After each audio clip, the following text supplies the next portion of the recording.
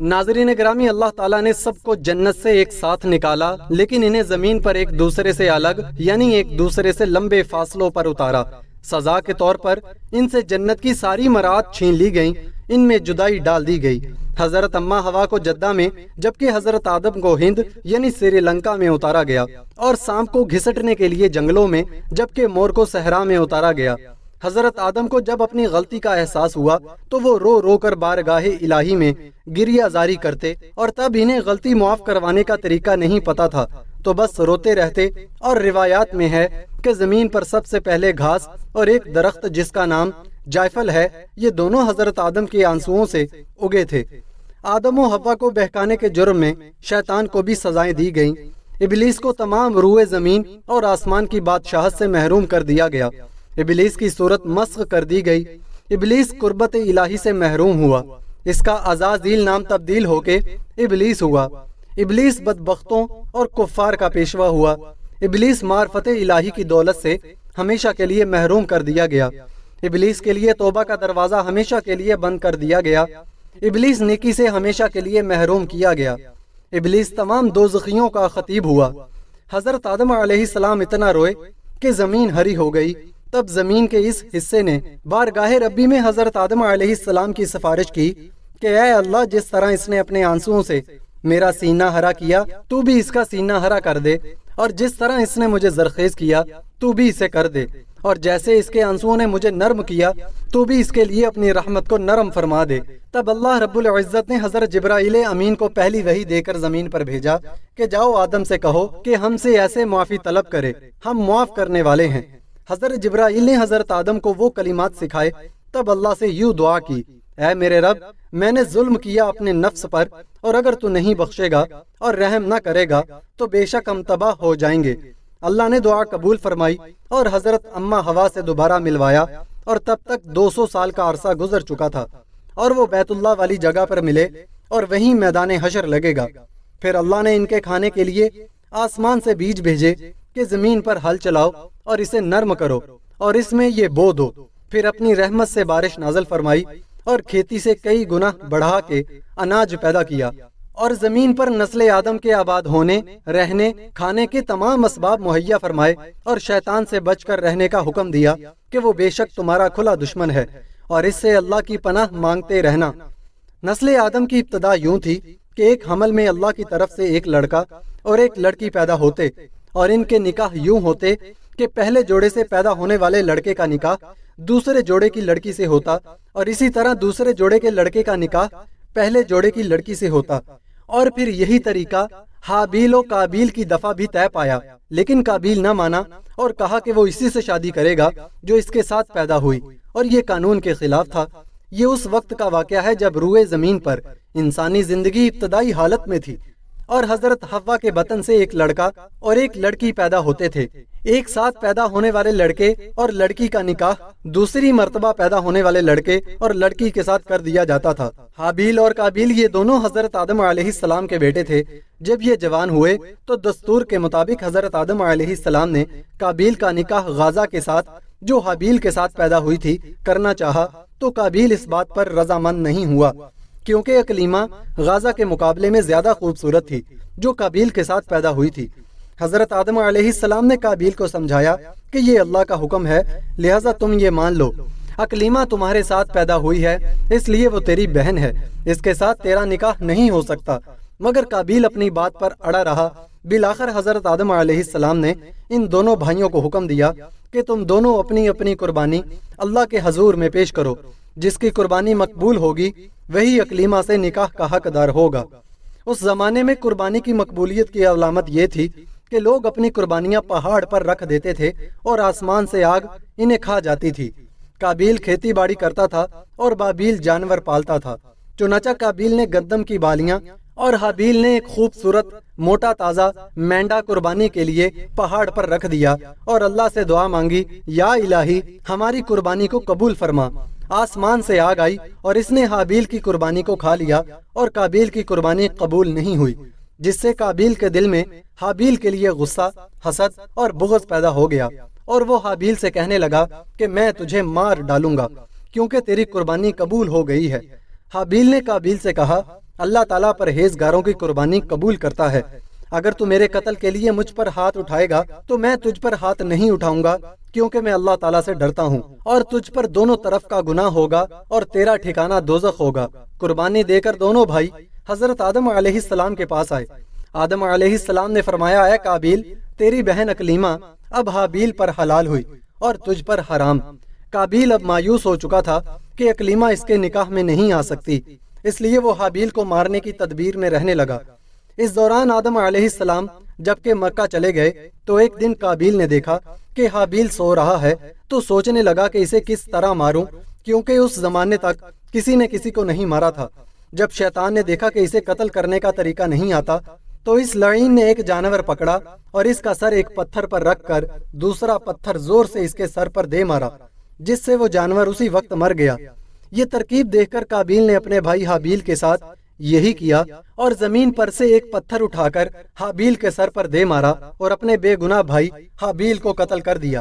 حابیل کے قتل کے بعد قابیل یہ سوچ کر بے حد پریشان ہوا کہ اب اس لاش کا کیا کرے۔ یہ روئے زمین پر کسی انسان کا یہ پہلا قتل تھا، کیونکہ اس سے پہلے کوئی آدمی مرا ہی نہیں تھا۔ اس لیے قابیل حیران و پریشان تھا کہ بھائی کی لاش کو کیا کروں۔ چنانچہ وہ کئی روز تک بھائی کی لاش کو اپنی پیٹھ پر لاد کر پھرتا رہا۔ اللہ تعالیٰ کو اپنے اس نیک بندے کی لاش کی بے حرمتی منظور نہ تھی، چنانچہ اس جگہ پر دو کوے آئے اور وہاں آ کر آپس میں لڑے اور ایک نے دوسرے کو مار ڈالا۔ پھر زندہ کوے نے اپنی چونچ اور پنجوں سے زمین میں گڑھا کھودا اور اس میں اس مرے ہوئے کوے کو ڈال کر مٹی سے دبا دیا۔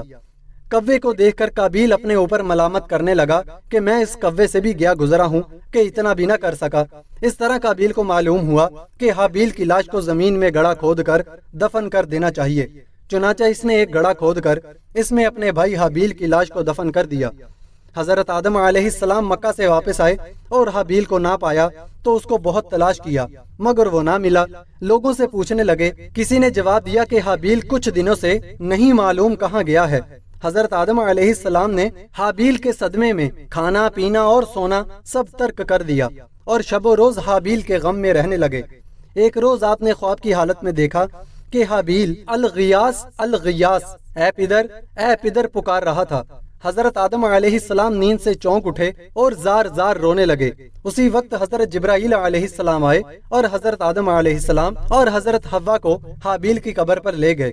حضرت آدم علیہ السلام اور حضرت حوا نے قبر کھود کر حابیل کو دیکھا کہ اس کا مغز نکلا ہوا ہے اور وہ خون سے آلودہ ہو رہا ہے۔ یہ حال دیکھ کر آپ علیہ السلام دونوں بہت روئے اور حابیل کی لاش کو ایک تابوت میں بند کر کے اپنے مکان میں لا کر دفن کر دیا۔ اس وقت آپ علیہ السلام کے 120 بیٹے تھے، جن میں سے سوائے حابیل کے کوئی نہیں مرا تھا۔ روایت ہے کہ جب حابیل قتل ہوئے تو 7 دن تک زمین پر زلزلہ رہا۔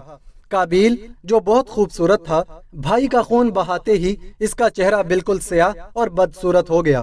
آدم علیہ السلام نے قابیل کو اپنے دربار سے نکال دیا اور وہ یمن کی سرزمین عدن میں چلا گیا۔ وہاں ابلیس اس کے پاس آ کر کہنے لگا کہ حابیل کی قربانی کو آگ نے اس لیے کھا لیا تھا کہ وہ آگ کی پوجا کرتا تھا، لہٰذا تو بھی آگ کی پرستش کیا کر۔ چنانچہ قابیل پہلا شخص ہے جس نے آگ کی پرستش کی، اور زمین پر یہ پہلا شخص ہے جس نے اللہ کی نافرمانی کی اور زمین پر خون ناحق کیا۔ یہ وہ پہلا جرم ہے جو جہنم میں ڈالا جائے گا۔ حدیث میں ہے کہ زمین پر قیامت تک جو بھی خون ناحق ہوگا، اس کے عذاب کا ایک حصہ بوجھ اور گناہ قابیل پر بھی ہوتا ہے، کیونکہ اس نے سب سے پہلے قتل کا طریقہ ایجاد کیا۔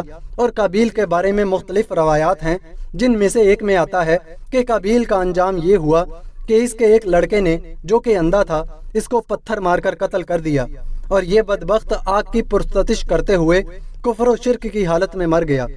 حضرت حابیل کی شہادت کے بعد حضرت آدم علیہ السلام بہت اداس رہنے لگے اور زیادہ وقت عبادت الہی میں بسر کرنے لگے۔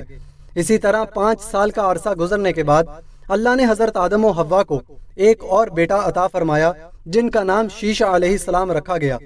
شیش سریانی زبان کا لفظ ہے اور عربی میں اس کے معنی عطیہ خداوندی ہے۔ چونکہ ان کی ولادت حضرت حابیل کی شہادت کے بعد ہوئی، اس لیے حضرت آدم نے انہیں اللہ کی طرف سے عطا کردہ تحفہ سمجھا اور نام شیش رکھا، اور ان کی صفات حسنہ سے بہت خوش رہے۔ روایات میں ہے کہ تمام بنینو آدم انہی کی اولاد ہیں۔ آدم علیہ السلام کے دوسرے بیٹوں کا سلسلہ آگے نہ چل سکا، قرآن کریم میں ان کا ذکر نہیں ہے۔ حضرت شیش کی پیدائش کے بعد حضرت آدم 800 سال زندہ رہے۔ حضرت ابو ذر رضی اللہ تعالی عنہ حضور صلی اللہ علیہ وسلم سے ایک روایت میں فرماتے ہیں کہ اللہ تعالیٰ نے اپنے پیغمبروں پر 100 صحیفے اور 4 کتابیں نازل کیے، جن میں سے 50 صحیفے حضرت شیش علیہ السلام پر اترے، جس سے ان کی نبوت ثابت ہوتی ہے۔ حضرت آدم کا جب وقت قریب آیا تو انہوں نے حضرت شیش کو اپنا وسیع خلیفہ اور جانشین بنایا، دن اور رات کو مختلف ساعتوں میں تقسیم کیا اور ہر ساعت کے عبادت کی انہیں تعلیم دی اور طوفان نوح سے بھی آگاہ فرمایا۔ حضرت آدم نے ان کی نسل میں خیر و برکت ہونے کی دعائیں مانگی۔ حضرت شیش علیہ السلام حسن و صورت میں اور خوب سیرت میں حضرت آدم کے مشابہ تھے اور تمام بیٹوں میں ان کے محبوب نظر تھے۔ حضرت آدم علیہ السلام نے انہیں اپنا ولی عہد بنایا اور وصیت فرمائی کہ جب طوفان نوح حضرت نوح علیہ السلام کے زمانہ میں شروع ہوا اور اگر تم اس زمانہ کو پاؤ تو میری ہڈیوں کو کشتی میں رکھوانا جو بحکم ربی غرق ہونے سے محفوظ ہو گئیں، یا اپنی اولاد کو وصیت کرنا کہ اس طرح عمل میں لائیں۔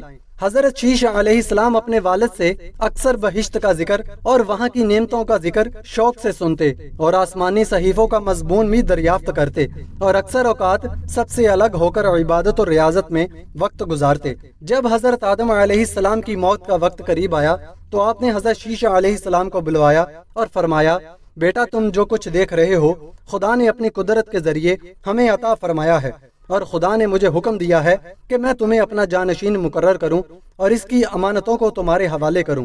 میرے سر کے نیچے میرا وصیت نامہ ہے جس میں حکمت اور اس میں اعظم ہے۔ جب میں اس دنیا سے چلا جاؤں تو اسے لے لو اور کسی کو اس بارے میں اطلاع نہ دینا، اس وقت تک جب تک تم پر بھی میری طرح کا وقت نہ آ جائے۔ اس وقت یہ کس کو دینا ہے اس میں غور اور فکر کرنا، اس میں ان تمام مسائل جس کی تمہیں ضرورت ہوگی چاہے وہ دنیاوی ہو یا دینی سب موجود ہیں۔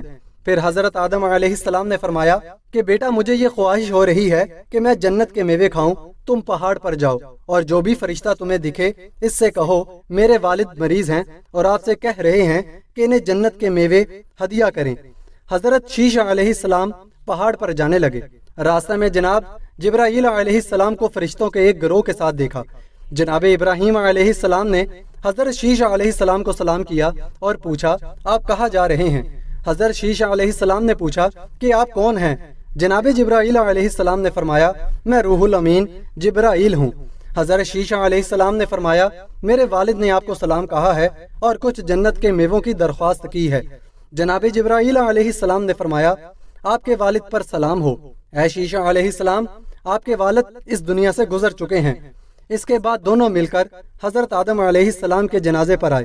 ناظرین گرامی، اگر یہ ویڈیو آپ کو اچھی لگے تو ویڈیو کو لائک کریں اور ہمارے یوٹیوب چینل کو سبسکرائب کریں تاکہ ہم مزید اس طرح کی ویڈیوز آپ کے لیے لاتے رہیں۔